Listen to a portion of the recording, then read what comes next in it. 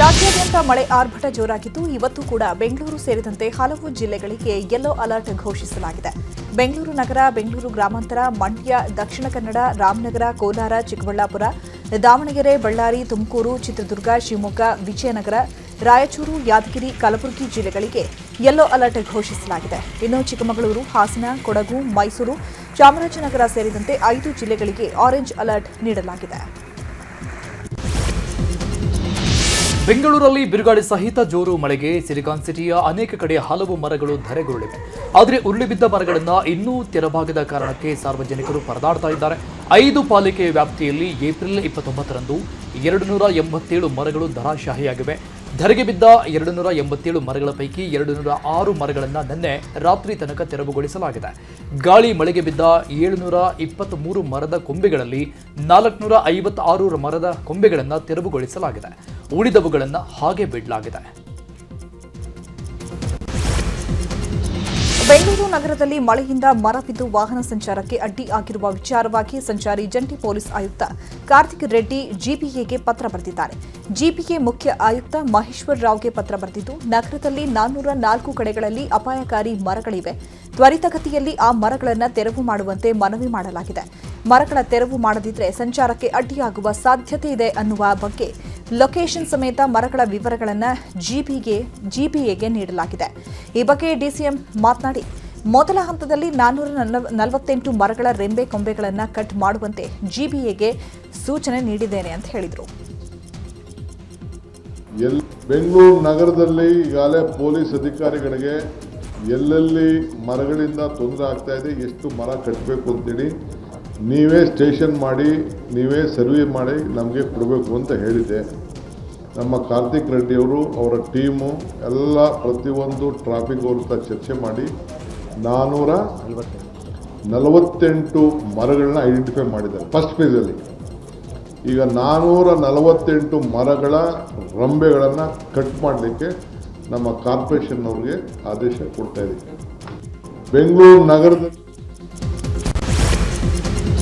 ಬೈಕನ್ನು ಪಾರ್ಕ್ ಮಾಡ್ತಾ ಇದ್ದ ವೇಳೆ ಸವಾರನ ಮೇಲೆ ಹೆಮ್ಮರ ಬಂದು ಉರುಳಿ ಬಿದ್ದಿದ್ದು ಪವಾಡದ ರೀತಿಯಲ್ಲಿ ಸವಾರ ಬಚಾವಾಗಿರುವ ಘಟನೆ ಬೆಂಗಳೂರಿನ ರಾಜಾಜಿನಗರದಲ್ಲಿ ನಡೆದಿದೆ.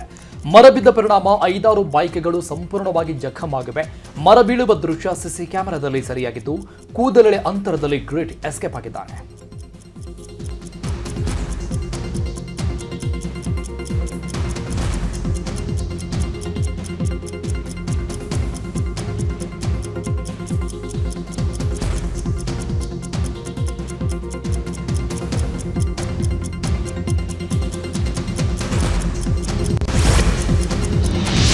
ಬೆಂಗಳೂರಿನ ಬೌರಿಂಗ್ ಆಸ್ಪತ್ರೆ ಬಳಿ ಕಾಂಪೌಂಡ್ ಕುಸಿದು 7 ಮಂದಿ ಸಾವನ್ನಪ್ಪಿದ ಪ್ರಕರಣದಲ್ಲಿ 2 ಇಂಜಿನಿಯರ್ಗಳನ್ನು ಜಿಪಿಎ ಅಮಾನತು ಮಾಡಿದೆ. ಶಿವಾಜಿನಗರದ EE ಮೊಹಮ್ಮದ್ ಜಾವೇದ್ ಹಾಗೂ ವಸಂತನಗರದ AEE ರುದ್ರಮುನಿ ಸಸ್ಪೆಂಡ್ ಆಗಿದ್ದಾರೆ. ಆಧಾರದ ಮೇರೆಗೆ 2 ಇಂಜಿನಿಯರ್ಗಳನ್ನು ಸಸ್ಪೆಂಡ್ ಮಾಡಲಾಗಿದೆ, ಲೋಪ ಎಸಗಿದ್ದಾರೆ ಅನ್ನುವಂತಹ ಆಧಾರದ ಮೇಲೆ. ಜೊತೆಗೆ 2 ಮೇಲೂ ಇಲಾಖಾ ತನಿಖೆಗೆ GPA chief commissioner Maheshwar Rao ಆದೇಶಿಸಿದ್ದಾರೆ. ಭಾರೀ ಬಿರುಗಾಳಿಗೆ ವಿದ್ಯುತ್ ತಂತಿಯ ಮೇಲೆ ತೆಂಗಿನ ಮರ ಉರುಳಿ ಬಿದ್ದಿದ್ದು, ಮರ ಬಿದ್ದ ರಭಸಕ್ಕೆ 2 ವಿದ್ಯುತ್ ಕಂಬಗಳು ಮುರಿದು ಬಿದ್ದಿವೆ. ಮೈಸೂರು ಜಿಲ್ಲೆ ನಂಜನಗೂಡು ತಾಲೂಕಿನ ಈರೇಗೌಡನಹುಂಡಿ ಗ್ರಾಮದಲ್ಲಿ ಘಟನೆ ನಡೆದಿದೆ. ಅದೃಷ್ಟವಶಾತ್ ಯಾವುದೇ ಪ್ರಾಣಹಾನಿ ಸಂಭವಿಸಿಲ್ಲ. ಗಾಳಿ ಮಳೆಗೆ ವಿದ್ಯುತ್ ಕಂಬಗಳು ವಾಲಾಡ್ತಾ ಇದ್ದು, ಅಂತಹ ವಿದ್ಯುತ್ ಕಂಬಗಳನ್ನು ತೆರವು ಮಾಡುವಂತೆ ಚೆಸ್ಕಾಂ ಅಧಿಕಾರಿಗಳಿಗೆ ಗ್ರಾಮಸ್ಥರು ಮನವಿ ಮಾಡಿದ್ದಾರೆ.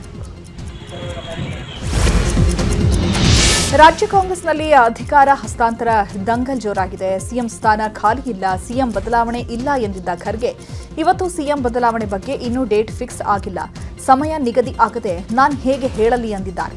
ಕಲಬುರಗಿಯಲ್ಲಿ ಮಾತನಾಡಿದ ಖರ್ಗೆ, ಸಮಯ ನಿಗದಿ ಆದ ಮೇಲೆ ನಾವು ಏನು ನಿರ್ಧಾರ ಕೈಗೊಳ್ಳಬೇಕೋ ಕೈಗೊಳ್ತೇವೆ, ಏನು ನಿರ್ಣಯ ತೆಗೆದುಕೊಂಡ್ರೆ ಪಕ್ಷಕ್ಕೆ ಏನು ಪರಿಣಾಮ ಆಗುತ್ತೆ ಅನ್ನೋದನ್ನು ಚರ್ಚಿಸಿ ನಿರ್ಧರಿಸುತ್ತೇವೆ ಎಂದಿದ್ದಾರೆ.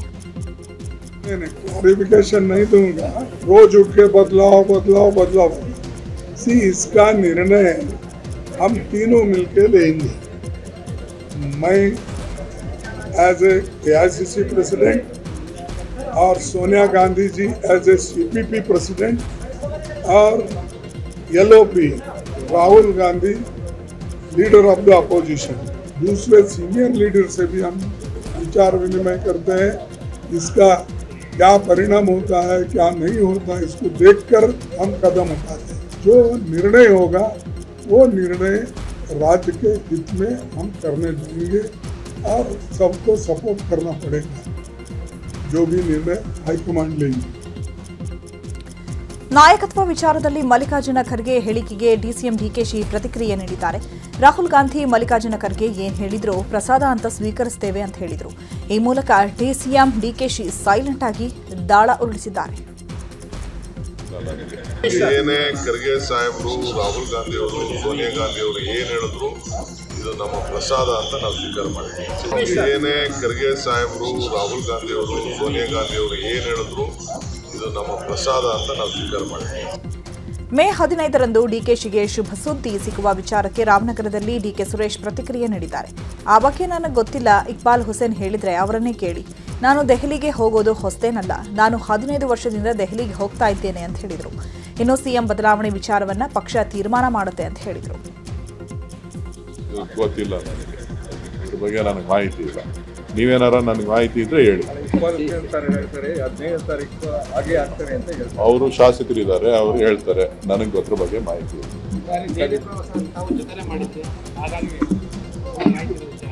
ನಾನು ಮೊದಲೇನು ಹೋಯ್ತಾ ಇಲ್ಲಪ್ಪ, ನಾನು 15 ವರ್ಷದಿಂದ ಜೊತೆಯಲ್ಲಿ ಹೋಯ್ತಾ ಇರ್ತೀನಿ, ಗೊತ್ತಾ ಇರ್ತೀನಿ. ಯಾವಾಗಲೂ ನಾನು ಓಡಾಡೋದು ನಿಮಗೂ ಗೊತ್ತು, ನನಗೂ ಗೊತ್ತು. ನಾನೇನು ಹೊಸದಾಗೇನು ದೆಹಲಿಗೆ ಅಪರೂಪಕ್ಕೆ ಏನೋ ಹೋಗ್ತಾ ಇಲ್ಲ, ಹೋಯ್ತಾ ಇರ್ತೀನಿ. ಕೆಲಸ ಇದ್ದಾಗೆಲ್ಲ ಹೋಗ್ತಾ ಇರ್ತೀವಿ. ಪಕ್ಷ ಅದನ್ನ ಅಧ್ಯಕ್ಷರವರು ಅವ್ರೇನು ಹೇಳ್ತಾರೆ ಅದರಂತೆ ಪಕ್ಷ.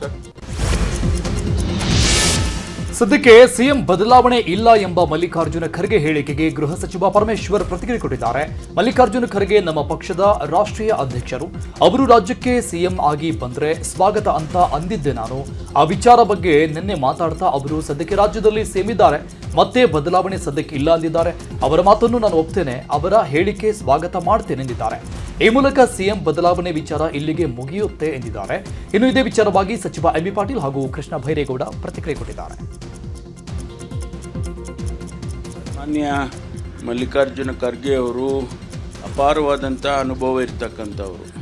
ನಾವು ಅವರು ರಾಜ್ಯಕ್ಕೆ ಒಂದು ವೇಳೆ ಬದಲಾವಣೆ ಅಂತ ಆಗೋದಾದರೆ ಅವರ ಅನುಭವದ ಮುಂದೆ ಬೇರೆ ಯಾರೂ ಮಾತನಾಡೋದಕ್ಕಾಗೋದಿಲ್ಲ.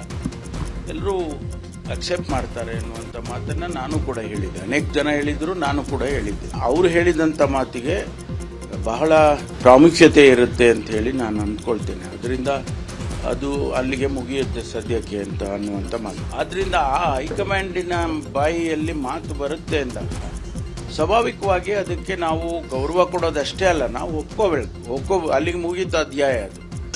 ಅವರು ಖರ್ಗೆ ಅವರು ನಮ್ಮ AICC ಅಧ್ಯಕ್ಷರು, ಅವರು AICC ಸುಪ್ರೀಂ.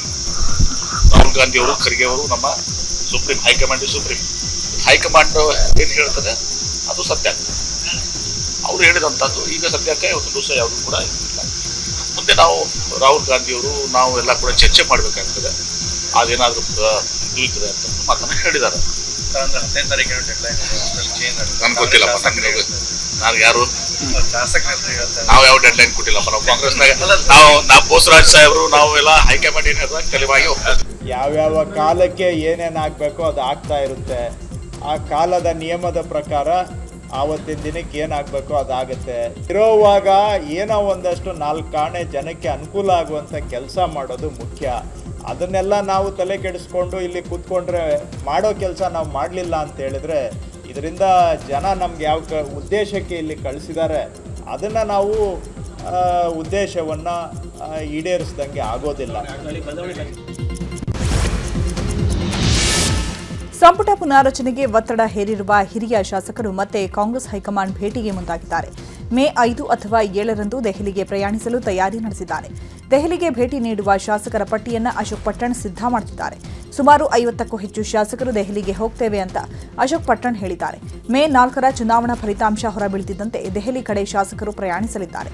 ಕಳೆದ ಬಾರಿ 20 ಶಾಸಕರು ದೆಹಲಿಗೆ ಭೇಟಿ ನೀಡಿ ಸಚಿವ ಸ್ಥಾನಕ್ಕೆ ಡಿಮ್ಯಾಂಡ್ ಮಾಡಿದ್ರು. ಇದೀಗ 50ಕ್ಕೂ ಹೆಚ್ಚು ಶಾಸಕರು ದೆಹಲಿ ಭೇಟಿಗೆ ನಿರ್ಧರಿಸಿದ್ದಾರೆ. ಈಗಾಗಲೇ 25ಕ್ಕೂ ಹೆಚ್ಚು ಶಾಸಕರ ಲಿಸ್ಟ್ ರೆಡಿ ಮಾಡಲಾಗಿದೆ.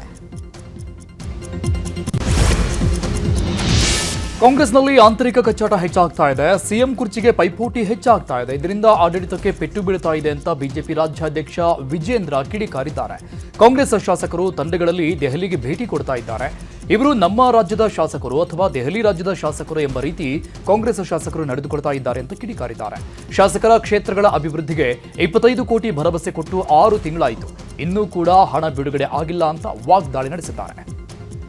ಮುಖ್ಯಮಂತ್ರಿ ಕುರ್ಚಿಗೆ ಪೈಪೋಟಿ ದಿನೇ ದಿನೇ ಹೆಚ್ಚಾಗಿರುವಂತಹ ಸಂದರ್ಭದಲ್ಲಿ ಆಡಳಿತ ಪಕ್ಷದ ಶಾಸಕರು ತಂಡೋಪತಂಡವಾಗಿ ದೆಹಲಿಯಲ್ಲಿ ವಾಸ್ತವ್ಯ ಹೂಡ್ತಾ ಇರುವಂತದ್ದು.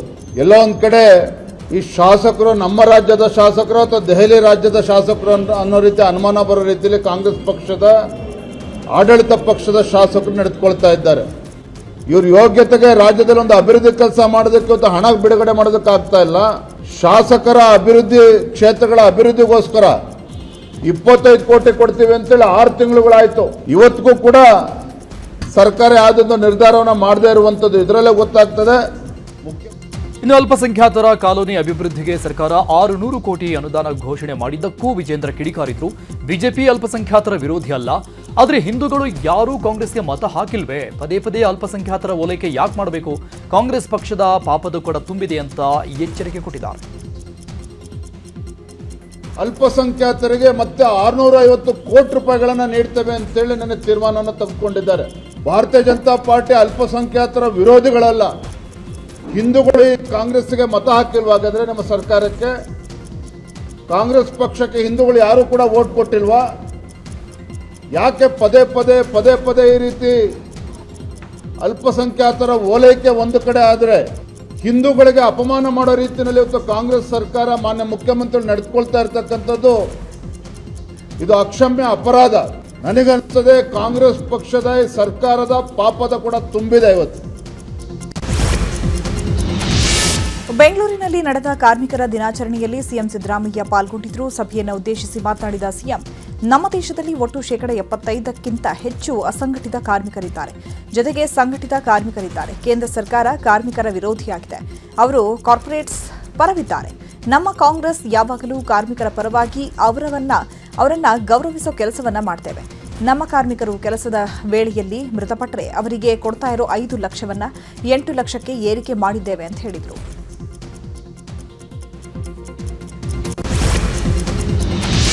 ಹುಬ್ಬಳ್ಳಿಯಲ್ಲಿ ಕೇಂದ್ರ ಸಚಿವೆ ಶೋಭಾ ಕರಂದ್ಲಾಜೆ ಮಾತನಾಡಿ, ಮೊದಲ ಬಾರಿಗೆ 29 ಬೇರೆ ಬೇರೆ ಆಕ್ಟ್ಗಳನ್ನು ತೆಗೆದುಹಾಕಲಾಗಿದೆ. ಕಾರ್ಮಿಕರಿಗೆ 4 ಕೋಡ್ಗಳನ್ನು ತರಲಾಗಿದೆ. ಇದರಲ್ಲಿ ಸಾಮಾಜಿಕ ಭದ್ರತೆ ಹೆಚ್ಚಿನ ಒತ್ತು ನೀಡಲಾಗಿದೆ. ಕನಿಷ್ಠ ಪಿಂಚಣಿ ಹೆಚ್ಚಳದ ಬಗ್ಗೆ ಚರ್ಚೆ ನಡೀತಾ ಇದೆ. 10,000ದಿಂದ 13,000 ತನಕ ಭಾರತ ಸರ್ಕಾರ ಇಪಿಎಫ್ ಹಣ ಕೊಡ್ತಾ ಇದೆ. ಬಿಜೆಪಿ ಬಿಟ್ಟು ಉಳಿದ ಪಕ್ಷಗಳ ಆಡಳಿತದ ಇರುವ ರಾಜ್ಯದಲ್ಲಿ ಕಾರ್ಮಿಕರ ಕಲ್ಯಾಣ ಆಗ್ತಾ ಇಲ್ಲ. ಕೇಂದ್ರ ಸರ್ಕಾರ ನೀಡ್ತಾ ಇರುವ ಕಾರ್ಮಿಕ ಕಲ್ಯಾಣ ನಿಧಿ ಸಹ ಬಳಕೆ ಆಗ್ತಾ ಇಲ್ಲ ಅಂತ ದೂರಿದ್ದಾರೆ. ನಮ್ಮ ಕಾಂಗ್ರೆಸ್ ಸರ್ಕಾರದ 6ನೇ ಗ್ಯಾರಂಟಿ ಭೂ ಗ್ಯಾರಂಟಿ ಎಂದಿದ್ದಾರೆ ಡಿಸಿಎಂ ಡಿಕೆ ಶಿವಕುಮಾರ್. ವಂಶಪಾರಂಪರ್ಯವಾಗಿ ತಮ್ಮ ಆಸ್ತಿ ಉಳಿಸಲು ವ್ಯಾಜ್ಯ ಬರಬಾರದೆಂದು ಈ ಖಾತಾ ಆಂದೋಲನ ಮಾಡ್ತಿದ್ದೇವೆ. ನಗರ ಗ್ರಾಮೀಣ ಪ್ರದೇಶಗಳಲ್ಲಿ ಈ ಖಾತಾ ಆಂದೋಲನ ಆರಂಭ ಆಗಲಿದೆ. ನಾನು ಅಧಿಕಾರ ವಹಿಸಿಕೊಂಡ ಕೂಡಲೇ ಜಿಬಿಎ ಬಿಡಿಎ ದಾಖಲೆಗಳನ್ನು ಸ್ಕ್ಯಾನಿಂಗ್ ಮಾಡಿಸಿದೆ. ಆಸ್ತಿ ದಾಖಲೆಗಳನ್ನು ಮೊಬೈಲ್ನಲ್ಲೇ ಸಿಗುವಂತೆ ನೋಡಿಕೊಂಡೆವು. 13 ಲಕ್ಷ ಪೇಜ್ಗಳನ್ನು ಜಿಬಿಎ ವ್ಯಾಪ್ತಿಯಲ್ಲಿ ಸ್ಕ್ಯಾನಿಂಗ್ ಮಾಡಲಾಗಿದೆ. ಇಡೀ ದೇಶಕ್ಕೆ ಒಂದು ದಾಖಲೆಯಂತೆ 23 ಲಕ್ಷ ಈ ಖಾತೆ ಮಾಡಲಾಗಿದೆ ಎಂದಿದ್ದಾರೆ. ಬಡವರಿಗೆ ಅನುಕೂಲ ಮಾಡಿಕೊಡಲು ಮತ್ತೊಮ್ಮೆ ಮೇ 16ರಿಂದ ಈ ಖಾತಾ ಆರಂಭಿಸುತ್ತೇವೆ ಅಂತ ಮಾಹಿತಿ ನೀಡಿದ್ದಾರೆ. 6ನೇ ಗ್ಯಾರಂಟಿ ಭೂಮಿ ಗ್ಯಾರಂಟಿ ಜನರಿಗೆ ಅನುಕೂಲ ಆಗುವಂಥ, ನಾಗರಿಕರಿಗೆ ನ್ಯಾಯವನ್ನು ಒದಗಿಸಿಕೊಡುವಂಥದ್ದು, ಅವರ ಆಸ್ತಿ ಮುಂದಿನ ಭವಿಷ್ಯಕ್ಕೆ ಅವರ ಕುಟುಂಬಕ್ಕೆ ಈ ಭೂಮಿ ನ್ಯಾಯವನ್ನು ಕೊಡಬೇಕು ಅಂತೇಳಿ ನಮ್ಮ ಸರ್ಕಾರ ತೀರ್ಮಾನ ಮಾಡಿದೆ. ನಮಗೆ ಎಷ್ಟು ಬಿ ಖಾತಾ ಇದೆ ಅಂತ ಗೊತ್ತಿದೆ. ಈಗ ಎಷ್ಟು ಒಂದು ದಿನಕ್ಕೆ ಎಷ್ಟು ಮಾಡ್ಬೋದು ಅಂತ ಇನ್ನು ನಮಗೆ ಅದ್ರ ಬಗ್ಗೆ ಅರಿವಿಲ್ಲ. ಇದು ಮುಂದುವರಿಸ್ತಾ ಇದ್ದೀವಿ. ಫಸ್ಟ್ ಒಂದು 3 ತಿಂಗಳು ಮಾಡ್ತೀವಿ. ಇದನ್ನು ಪ್ರತಿ ವಾರ ಒಂದು 5,000 ಜನ, ಈಗ ಒಬ್ಬರು ಎಷ್ಟು ಕೆಲಸ ಮಾಡ್ಬೋದು ಅನ್ನೋದು ಕೂಡ ಇದೆ. ಟೈಮಿಂಗ್ ಹೋಗಿ ಇನ್ನೊಬ್ಬರು ಮಾತಾಡಬೇಕು, ಸುಮ್ಮನೆ ಈಸ್ಕೊಳಕ್ಕಾಗಲ್ಲ, ಅರ್ಜಿ ಈಸ್ಕೊಟ್ಟು ಕಳ್ಸೋಕ್ಕಾಗಲ್ಲ. ವಿದ್ಯುತ್ ಬಳಕೆದಾರರಿಗೆ ಇವತ್ತಿನಿಂದಲೇ ಶಾಕ್ ಎದುರಾಗಿದೆ. ಬೆಸ್ಕಾಂ ವ್ಯಾಪ್ತಿಯಲ್ಲಿ ಪರಿಷ್ಕೃತ ದರ ಇವತ್ತಿನಿಂದಲೇ ಅಧಿಕೃತವಾಗಿ ಜಾರಿಯಾಗಿದೆ. 2,000 ಕೋಟಿ ರೂಪಾಯಿ ನಷ್ಟ ಸರಿದೂಗಿಸಲು ದರ ಏರಿಕೆಗೆ ಕೆಇಆರ್ಸಿ ಒಪ್ಪಿದ್ದು ಪ್ರತಿ ಯೂನಿಟ್ ವಿದ್ಯುತ್ಗೆ 56 ಪೈಸೆ ದರ ಏರಿಕೆ ಮಾಡಿತು. ಬೆಂಗಳೂರು ಸೇರಿದಂತೆ ಸುತ್ತಮುತ್ತಲಿನ 8 ಜಿಲ್ಲೆಗಳ ವ್ಯಾಪ್ತಿ ಹೊಂದಿರುವ ಬೆಸ್ಕಾಂನ ಎಲ್ಲ ರೀತಿಯ ವಿದ್ಯುತ್ ಗ್ರಾಹಕರಿಗೆ ಹೊಸ ದರ ಅನ್ವಯ ಆಗಲಿದೆ. ಮೇ 9ರಂದು ಮಾಜಿ ಸಿಎಂ ಬಿಎಸ್ ಯಡಿಯೂರಪ್ಪನವರ ಅಭಿಮಾನೋತ್ಸವ ಹಿನ್ನೆಲೆ ಕಾರ್ಯಕ್ರಮಕ್ಕೆ ನಿರ್ಮಲಾನಂದನಾಥ ಸ್ವಾಮೀಜಿ ಆಹ್ವಾನ ನೀಡಲಾಗಿದೆ. ಬಿಜೆಪಿ ರಾಜ್ಯಾಧ್ಯಕ್ಷ ಬಿವೈ ವಿಜಯೇಂದ್ರ, ಬಿಜೆಪಿ ಪ್ರಧಾನ ಕಾರ್ಯದರ್ಶಿ ಪ್ರೀತಂ ಗೌಡ ಆಹ್ವಾನ ನೀಡಿದ್ದಾರೆ. ವಿಜಯನಗರದ ಆದಿಚುಂಚನಗಿರಿ ಮಠದಲ್ಲಿ ಭೇಟಿಯಾಗಿ ಶ್ರೀಗಳ ಆಶೀರ್ವಾದ ಪಡೆದು ನಂತರ ಕಾರ್ಯಕ್ರಮಕ್ಕೆ ಆಹ್ವಾನ ನೀಡಿದ್ದಾರೆ. ವಿವಿಧ ಬೇಡಿಕೆಗಳ ಈಡೇರಿಕೆಗೆ ಒತ್ತಾಯಿಸಿ ಸಾರಿಗೆ ನೌಕರರು, ಸಾರಿಗೆ ಇಲಾಖೆ ನಡುವೆ ಜಟಾಪಟಿ ಮುಂದುವರೆದಿದೆ. ಮೇ 20ರಿಂದ ಮುಷ್ಕರ ಕೈಗೊಳ್ಳಲು ಸಾರಿಗೆ ನೌಕರರ ಜಂಟಿ ಕ್ರಿಯಾ ಸಮಿತಿ ನಿರ್ಧಾರ ಮಾಡಿದೆ. ಜಂಟಿ ಕ್ರಿಯಾ ಸಮಿತಿ ಅಡಿಯಲ್ಲಿರುವ 4 ನಿಗಮಗಳ ನೌಕರರು ಮುಷ್ಕರಕ್ಕೆ ಮುಂದಾಗಿದ್ದಾರೆ. ಮುಷ್ಕರ ಕೈಗೊಳ್ಳುವ ಬಗ್ಗೆ ನಾಳೆ ಮಧ್ಯಾಹ್ನ 12 ಗಂಟೆಗೆ ಮಲ್ಲೇಶ್ವರಂ ಎಐಟಿಯುಸಿ ಕೇಂದ್ರ ಕಚೇರಿಯಲ್ಲಿ ಸುದ್ದಿಗೋಷ್ಠಿ ನಡೆಸಲಿದ್ದಾರೆ. ವಸುದೈವ ಕುಟುಂಬ ಧಾರಾವಾಹಿ ನಟಿ ಹಂಸ ಹಾಗೂ ನಿರ್ಮಾಪಕರ ಮಧ್ಯೆ ಗಲಾಟೆಯಾಗಿದೆ. ನಿರ್ದೇಶಕ, ನಿರ್ಮಾಪಕರಾದ ಅನಿಲ್ ಕೋರಮಂಗಲ ಮಹಾ ಮೋಸ ಮಾಡಿದ್ದಾರೆ ಅಂತ ನಟಿ ಹಂಸ ಪ್ರತಾಪ್ ಆರೋಪಿಸಿದ್ದಾರೆ.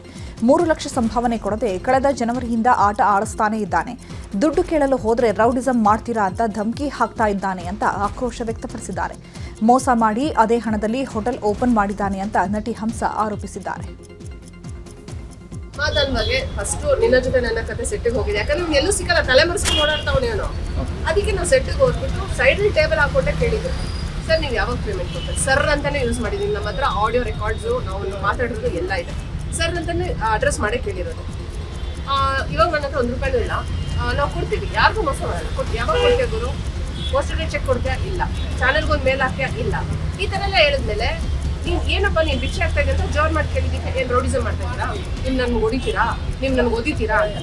ಈಗ ನಾನು ಒಂದು ಪ್ರಶ್ನೆ ಕೇಳ್ತೀನಿ, ನಿಮ್ಗೆ ಯಾರಾದ್ರೂ ದುಡ್ಡು ಕೊಡಬೇಕಾಗಿದ್ರೆ ನೀವು ಕೇಳಿ ಸಾಕಾದ್ಮೇಲೆ ಓದಿತೀರೋ ಏನು ಮಾಡ್ತೀರಾ ಹೇಳ್ತೀವಿ? ಏನು ಮಾಡ್ಬೇಕಿಂತವನ್ನ?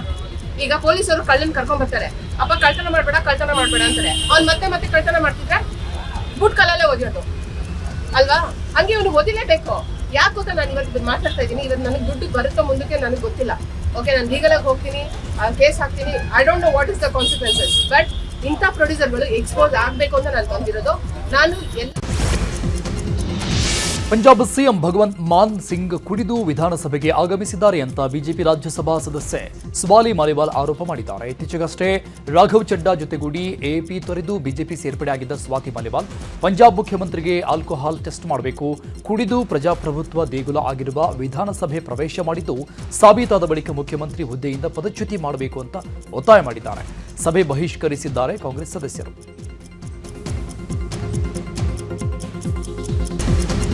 ಮಧ್ಯಪ್ರಾಚ್ಯ ಯುದ್ಧದಿಂದ ಈಗಾಗಲೇ ಕಮರ್ಷಿಯಲ್ ಸಿಲಿಂಡರ್ ಅಭಾವ ಹೆಚ್ಚಾಗಿದೆ. ಸಿಲಿಂಡರ್ ಸಿಗದೆ ಹಲವು ಹೋಟೆಲ್ಗಳು ಬಂದ್ ಆಗಿದ್ದಾವೆ.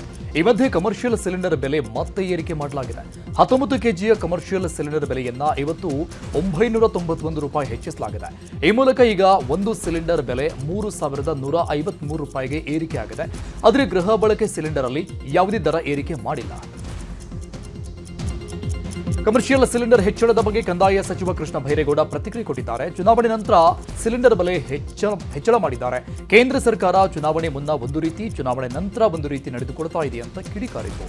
ಕೇಂದ್ರ ಸರ್ಕಾರ ತಕ್ಷಣ ಇದನ್ನು ನಿಯಂತ್ರಣ ಮಾಡಿ ದುಡಿಯುವ ವರ್ಗಕ್ಕೆ ಅನುಕೂಲ ಮಾಡಿಕೊಡಬೇಕು ಅಂತ ಆಗ್ರಹಿಸಿದ್ದಾರೆ. ಕಮರ್ಷಿಯಲ್ ಸಿಲಿಂಡರ್ ದರ ಏರಿಕೆ ವಿಚಾರದ ಬಗ್ಗೆ ಕಲಬುರಗಿಯಲ್ಲಿ ಎಐಸಿಸಿ ಅಧ್ಯಕ್ಷ ಮಲ್ಲಿಕಾರ್ಜುನ ಖರ್ಗೆ ಪ್ರತಿಕ್ರಿಯೆ ನೀಡಿದ್ದಾರೆ. ಕಮರ್ಷಿಯಲ್ ಸಿಲಿಂಡರ್ ಬೆಲೆಯನ್ನು ಒಂದೇ ದಿನದಲ್ಲಿ 991 ರೂಪಾಯಿಗೆ ಏರಿಕೆ ಮಾಡಲಾಗಿದೆ. ಮೋದಿ ಯಾವುದೇ ದರ ಏರಿಕೆ ಮಾಡಲ್ಲ ಅಂತ ಹೇಳಿದ್ರು. ಆದರೆ ಈಗ ಪ್ರತಿಯೊಂದು ವಸ್ತುಗಳ ದರಗಳ ಏರಿಕೆ ಮಾಡ್ತಿದ್ದಾರೆ. ಈ ಮೂಲಕ ದೇಶದ ಜನರಿಗೆ ಸಂಕಷ್ಟ ತಂದಿಟ್ಟಿದ್ದಾರೆ ಅಂತ ಹೇಳಿದರು. ಕಮರ್ಷಿಯಲ್ ಸಿಲಿಂಡರ್ ಬೆಲೆ ಏರಿಕೆಗೆ ಡಿಸಿಎಂ ಡಿಕೆಶಿ ಆಕ್ರೋಶ ವ್ಯಕ್ತಪಡಿಸಿದ್ದಾರೆ. ಚುನಾವಣೆ ಮುಗಿಲಿ ಅಂತಾನೆ ಬಿಜೆಪಿಗರು ಕಾಯ್ತಾ ಇದ್ರು. ಚುನಾವಣೆ ಮುಗಿದ ಕೂಡಲೇ ಗ್ಯಾಸ್ ಬೆಲೆ ಹೆಚ್ಚಳ ಮಾಡಿದ್ದಾರೆ. ಜನಸಾಮಾನ್ಯರು ಹಾಗೂ ಕಾರ್ಮಿಕರ ಬಗ್ಗೆ ಬಿಜೆಪಿಗರಿಗೆ ಕಾಳಜಿ ಇಲ್ಲ ಅಂತ ಕುಟುಕಿದ್ರು. ಇನ್ನು ಈ ಬಗ್ಗೆ ಡಿಕೆ ಸುರೇಶ್ ಸಹ ಕಿಡಿಕಾರಿದರು. ಕಮರ್ಷಿಯಲ್ ಗ್ಯಾಸ್ ದರ ಏರಿಕೆ ಹಿನ್ನೆಲೆ ಹೋಟೆಲ್ಗಳಲ್ಲಿ ಟೀ, ಕಾಫಿ, ತಿಂಡಿ, ಊಟ ದರ ಏರಿಕೆ ಮಾಡಲು ನಿರ್ಧರಿಸಲಾಗಿದೆ. ಇಂದಿನಿಂದಲೇ ದರ ಏರಿಕೆ ಮಾಡಲು ಹೋಟೆಲ್ ಮಾಲೀಕರ ಸಂಘ ನಿರ್ಧರಿಸಿದೆ. ಹೋಟೆಲ್ ಮಾಲೀಕರ ಸಂಘದ ಅಧ್ಯಕ್ಷ ಪಿಸಿ ರಾವ್ ಈ ಕುರಿತು ಮಾತನಾಡಿದ್ದು, ಹೋಟೆಲ್ ತಿಂಡಿ ದರ ಏರಿಕೆ ಮಾಡಲು ನಿರ್ಧರಿಸಲಾಗಿದೆ. ಎಷ್ಟು ದರ ಏರಿಕೆ ಮಾಡುವುದು ಅಂತ ಹೋಟೆಲ್ ಮಾಲೀಕರು ನಿರ್ಧಾರ ಮಾಡ್ತಾರೆ. ದರ ಏರಿಕೆ ಅನಿವಾರ್ಯ, ಇಲ್ಲವಾದ್ರೆ ಹೋಟೆಲ್ ಮುಚ್ಚಬೇಕಾಗುತ್ತೆ. ಸಣ್ಣ ಮಧ್ಯಮ ಹೋಟೆಲ್ಗಳ ದರ ಏರಿಕೆಗೆ ಸೂಚನೆ ಕೊಡಲಾಗಿದೆ.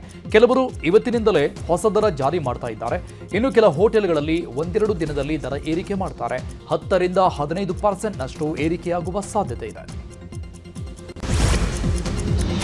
ಕಮರ್ಷಿಯಲ್ ಸಿಲಿಂಡರ್ ಬೆಲೆ ಏರಿಕೆ ಬೆನ್ನಲ್ಲೇ ಆಟೋ ಎಲ್ಪಿಜಿ ದರವೂ ಏರಿಕೆಯಾಗಿದೆ. ಇವತ್ತಿನಿಂದ ಆಟೋ ಎಲ್ಪಿಜಿ ಮೇಲೆ ₹5.73 ಏರಿಕೆ ಮಾಡಲಾಗಿದೆ. ನಿನ್ನೆ ₹89.35 ಇದ್ದಂತಹ ದರ ಇವತ್ತು ದಿಢೀರ್ ಏರಿಕೆಯಾಗಿದೆ. 1 ಲೀಟರ್ ಆಟೋ ಎಲ್ಪಿಜಿ ದರ ₹95.08ಗೆ ಮಾರಾಟ ಮಾಡಲಾಗ್ತಾ ಇದೆ. ಸರ್ಕಾರಿ ಸ್ವಾಮ್ಯದ ಆಟೋ ಎಲ್ಪಿಜಿ ಬಂಕ್ಗಳಲ್ಲಿ 5.73 ದರ ಹೆಚ್ಚಳ ಮಾಡಲಾಗಿದೆ. ಮಂಡ್ಯ ಜಿಲ್ಲೆಯಲ್ಲಿ ಭ್ರೂಣ ಪತ್ತೆ ಹತ್ಯೆ ಪ್ರಕರಣಗಳ ವರದಿ ಹಿನ್ನೆಲೆ ಪಾಂಡವಪುರ ತಾಲೂಕು ಆಡಳಿತಾಧಿಕಾರಿಗಳು ಎಚ್ಚೆತ್ತುಕೊಂಡಿದ್ದಾರೆ. ತಾಲೂಕು ಖಾಸಗಿ ಆಸ್ಪತ್ರೆಗಳು ಹಾಗೂ ಸ್ಕ್ಯಾನಿಂಗ್ ಸೆಂಟರ್ಗಳಿಗೆ ದಿಢೀರ್ ಭೇಟಿ ನೀಡಿ ಪರಿಶೀಲಿಸಿದ್ದಾರೆ. ಭ್ರೂಣ ಹತ್ಯೆ ವಿರುದ್ಧ ಕಾನೂನು ಕ್ರಮ ಕೈಗೊಳ್ಳುವುದಾಗಿ ತಹಸೀಲ್ದಾರ್ ಬಸವರೆಡ್ಡಪ್ಪ ರೋಣ ಖಡಕ್ ಎಚ್ಚರಿಕೆ ಕೊಟ್ಟಿದ್ದಾರೆ. ವೈದ್ಯರು ಹಾಗೂ ಸಿಬ್ಬಂದಿಗೆ ಹೆಣ್ಣು ಭ್ರೂಣ ಹತ್ಯೆಯ ಶಿಕ್ಷೆಗಳ ಬಗ್ಗೆ ಸಂಪೂರ್ಣ ಮಾಹಿತಿ ನೀಡಿದ್ದು 3 ಸ್ಕ್ಯಾನಿಂಗ್ ಸೆಂಟರ್ಗಳ ಮೇಲೆ ವಿಶೇಷ ಗಮನ ಹರಿಸಲಾಗಿದೆ. ಖಾಸಗಿ ಬಸ್ ಡಿಕ್ಕಿ ಹೊಡೆದು ವಿದ್ಯಾರ್ಥಿ ಸಾವನ್ನಪ್ಪಿರುವ ಘಟನೆ ಬೆಂಗಳೂರಿನ ಹೆಣ್ಣೂರು ಬಳಿ ನಡೆದಿದೆ. ರಸ್ತೆ ದಾಟುವಾಗ ವೇಗವಾಗಿ ಬಂದ ಖಾಸಗಿ ಬಸ್ ಡಿಕ್ಕಿ ಹೊಡೆದಿದ್ದು ಸ್ಥಳದಲ್ಲೇ ವರುಣ್ ಸಾವನ್ನಪ್ಪಿದ್ದಾನೆ. ಮೃತ ವಿದ್ಯಾರ್ಥಿ ಎಸ್ಎಸ್ಎಲ್ಸಿ ಉನ್ನತ ಶ್ರೇಣಿಯಲ್ಲಿ ಪಾಸಾಗಿದ್ದು ಪೋಷಕರ ಆಕ್ರಂದನ ಮುಗಿಲು ಮುಟ್ಟಿದೆ. ಖಾಸಗಿ ಬಸ್ ಡ್ರೈವರ್ ಅನ್ನ ಹೆಣ್ಣೂರು ಪೊಲೀಸರು ವಶಪಡಿಸಿಕೊಂಡಿದ್ದಾರೆ.